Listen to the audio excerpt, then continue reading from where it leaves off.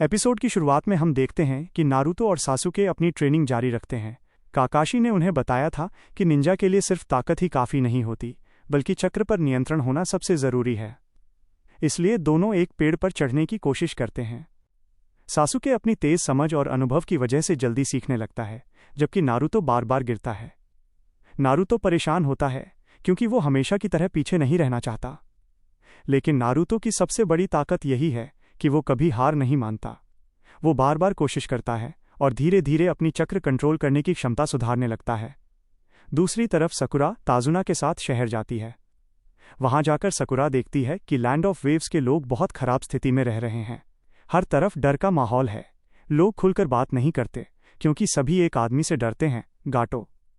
गाटो एक बहुत अमीर और शक्तिशाली व्यापारी है जिसने पूरे देश पर अपना नियंत्रण बना रखा है। वो लोगों को मजबूर करता है कि वे उसी पर निर्भर रहें। अगर कोई उसके खिलाफ जाने की कोशिश करता है तो उसे सजा दी जाती है। सकुरा को समझ आता है कि ताजुना का पुल बनाना सिर्फ एक साधारण निर्माण कार्य नहीं है। वो पुल बनाकर लोगों को आज़ादी देना चाहता है। घर वापस आने के बाद सकुरा एक तस्वीर देखती है जिसमें एक आदमी का चेहरा फटा हुआ होता है। जब वो इसके बारे में पूछती है तो उसे पता चलता है कि उस आदमी का नाम था काइजा।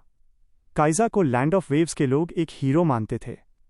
काइजा ने उस समय लोगों की मदद की जब हर कोई डर में जी रहा था।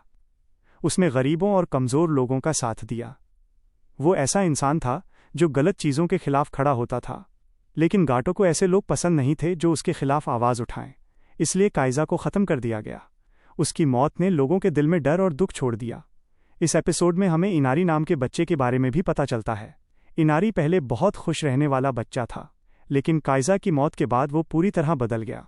उसने अपनी उम्मीद खो दी। जब नारुतो और सासुके ट्रेनिंग करके वापस आते हैं तो इनारी उन्हें देखकर उनका मजाक उड़ाता है। वो कहता है कि तुम लोग गाटो को कभी नहीं हरा सकते, क्योंकि उसने अपनी आंखों से देखा है कि कैसे एक बहादुर इंसान भी हार गया था। इनारी मानता है कि बहादुरी का कोई फायदा नहीं, क्योंकि उसके लिए उसका हीरो काइजा भी गाटो के सामने नहीं बच पाया। नारुतो इनारी की बात सुनकर दुखी होता है, क्योंकि नारुतो खुद भी अकेलेपन का दर्द जानता है। बचपन में लोग उसे भी पसंद नहीं करते थे, लेकिन फ़र्क ये है कि नारुतो ने कभी उम्मीद नहीं छोड़ी। वो हमेशा मानता है कि अगर कोई इंसान मेहनत करे तो वो अपनी किस्मत बदल सकता है। वहीं इनारी ने दर्द की वजह से उम्मीद छोड़ दी है। यहाँ से कहानी हमें एक बड़ा संदेश देती है। मुश्किल समय में हार मान लेना आसान है, लेकिन उम्मीद बनाए रखना ही असली ताकत है। यह एपिसोड ज़्यादा लड़ाई वाला नहीं है, लेकिन कहानी के हिसाब से बहुत महत्वपूर्ण है। हमें पता चलता है कि एक असली हीरो कौन होता है। हीरो वो नहीं होता जिसके पास सबसे ज़्यादा ताकत हो। हीरो वो होता है जो दूसरों के लिए खड़ा होता है। काइजा ने यही किया था, और अब नारुतो भी धीरे धीरे उसी रास्ते पर चल रहा है। वो सिर्फ मिशन पूरा करने के लिए नहीं लड़ रहा, बल्कि उन लोगों के लिए लड़ना चाहता है जिन्हें मदद की ज़रूरत है। तो दोस्तों, ये था नारुतो सीज़न 1 एपिसोड 11 का पूरा हिंदी एक्सप्लेन। इस एपिसोड में हमें लैंड ऑफ वेव्स की असली परेशानी, काइजा की कहानी और इनारी के दर्द के बारे में पता चलता है।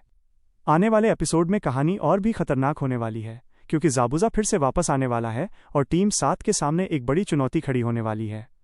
अगर आपको ये वीडियो पसंद आया हो तो वीडियो को लाइक करें, चैनल को सब्सक्राइब करें और मिलते हैं अगले एपिसोड के एक्सप्लेन के साथ। धन्यवाद।